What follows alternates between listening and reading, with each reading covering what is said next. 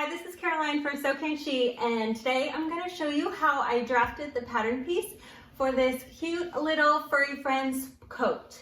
This is my dog Indy, and he's going to help me show you exactly how to do this. Now, when I first said I was going to create a pattern for a dog coat or cat coat or whatever pet you have, I got so many requests. Somebody wanted one for a fat Chihuahua. Somebody wanted one for Doberman Pinschers, Pit Bulls. There are so many different sizes of dog, so I can't draft 100 different patterns for you. But I can show you the easy way of draping that I use to make Indy's coat here. And honestly, it's the best way, because then you can get a coat that fits your dog specifically. So Indy's being a really good little model here, and I have some treats for him, so hopefully he cooperates. You can be good boy? Okay, so I will take off the first coat that I made, and this is just you can see how it looks. Now what I used for Indy was I used a scrap piece of batting, and I used batting because it is just a little bit fuzzy and it will stick to him pretty well. So you see here, I'm just going to drape it. I have a piece that's cut larger than his body, larger than I want the coat to be. And what I'm going to do is just tuck this under his collar a little bit, because you want this part right here, this front part, to come forward a little bit so you can cut those little straps. So, and just to hold it still on him, I'm pulling it through his collar, probably about 4 inches, and folding it back. And I've got a safety pin. And I'm going to be really careful not to hurt Indy, but I'm just going to pin on the batting, just like that. He's looking at the pepperoni. Want another piece? Want another piece? Okay, hold still. Can you hold still? Stay, good boy. He's just gonna look at that pepperoni bag. So now what I'm going to do is I'm just going to first cut the shape of my strap, which is gonna come out like this. The strap, if you imagine, it kind of comes out, the coat's gonna cut like this, and then the strap's gonna come forward.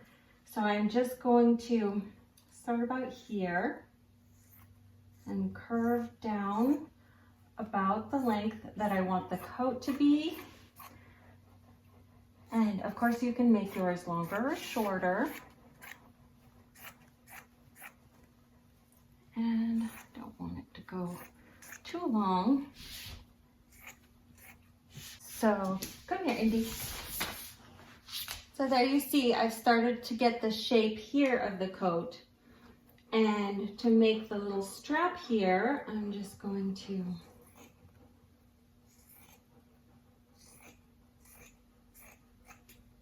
you see, I kind of have a little strap shape here. I can work on that later. And now I'm just going to have Indy turn around so that I can do the other side of the coat. Okay, so now I'm going to cut the other side of the coat. Same thing as before. I'm going to try and curve my strap piece and then just cut across the way I think it should go.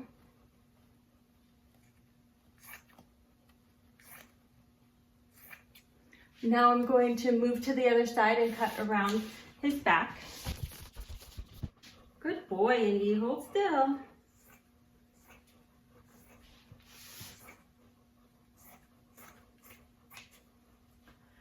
There we go, it's coming. Now I'm just going to unpin the collar, the part that went around the collar. And Indy will hold nice and still. I'm just going to cut in a rounded shape here around the collar.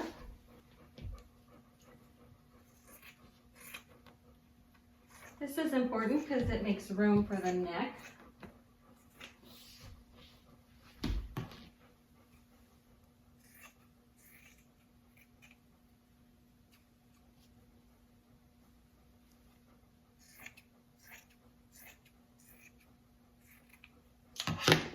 Now my front strap pieces right here are not very long, but when I make my actual pattern piece, I can adjust that. The most important part is that I got this shape around Indy's neck, and I also got the nice length and the width that I want. And I think I'm actually going to go ahead and cut this a little shorter. And now I'll go ahead and I will make pattern pieces for this little strap here that goes around Indy's belly. It's up to you how wide and long you want your straps to be. This one is about 4 inches wide, and I can see that if I attach it about right here, and if I have 2 of them, these little straps will work nicely. This is actually a lot longer than I need, but it's up to you how wide and how long you want your little straps to be. So I'm just going to make one because I know the other one will be exactly the same. And when I actually make my pattern piece, what I will do is I'll use a spool of thread to help me round out these edges nicely so it looks more like that. And the last thing I want to do is create a cute little collar that will go on right here. All right, he's gonna sit for the collar part. Okay, so I'm ready to make the collar design. I have gone ahead and I have pinned the coat on Indy. These little straps at the front I've pinned together, and he's almost out of patience. So what I'm going to do is I'll take this nice big strip of batting that I cut to make my collar pattern piece, and I'm just going to wrap it around. And you can also do this if it helps to do it flat on your cutting surface.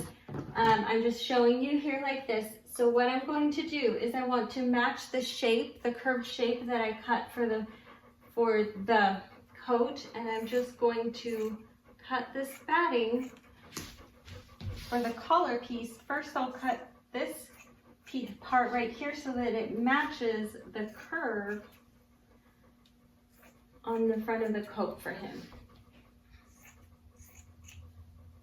So once I have this curve matching, then I can go ahead and decide how I want the collar to look. So I'll just go ahead and trim it. Hold still, Indy. Good boy.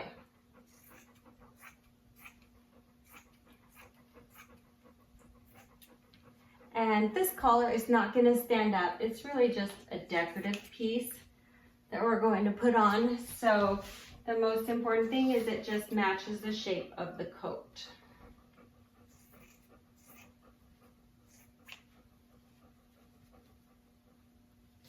And there we go.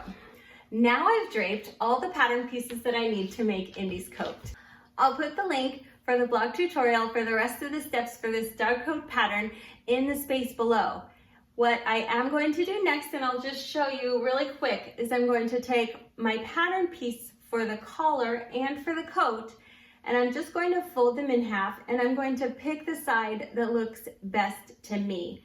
And then when I cut out my actual batting, or you can use pre-quilted fabric, so when I cut out my pre-quilted fabric or my actual batting and fabric pieces using these as my pattern templates, I'm going to fold this in half and use the better side as my template and just place the folded edge here on the fold of the fabric or the batting. Now I'll take Indy's little coat and show you. Come here, baby.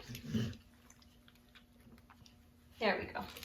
I will also take the coat and fold it in half, and then I will decide which side I like best.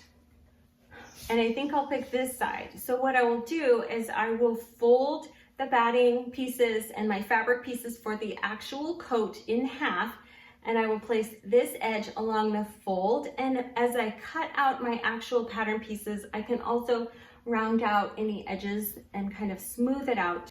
And I would also like to make the straps just a little bit longer, and I can see here I can just extend them a little bit so I have more room to add Velcro when I'm finishing up the dog coat.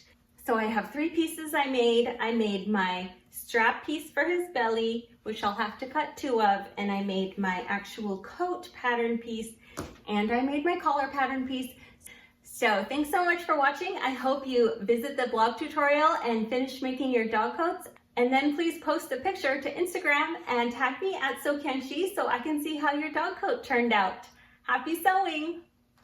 You were a good boy. Yes, you were a good boy.